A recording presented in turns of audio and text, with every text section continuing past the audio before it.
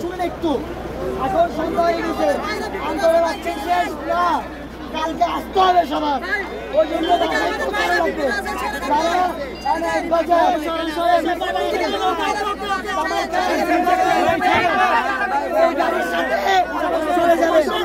আরো ওরা আছে এখানে, বাকিরা চলে যাবে।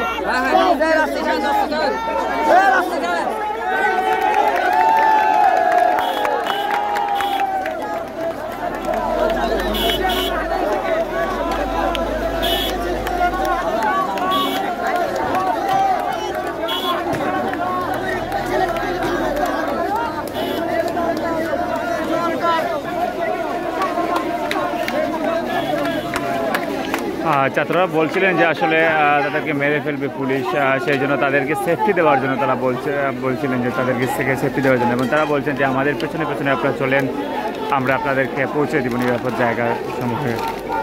দেখতে পাচ্ছি তারা এই মুহূর্তে দরকার সেনাবাহিনী সরকার স্লোগানে তারা মুখরিত করে তুলেছেন।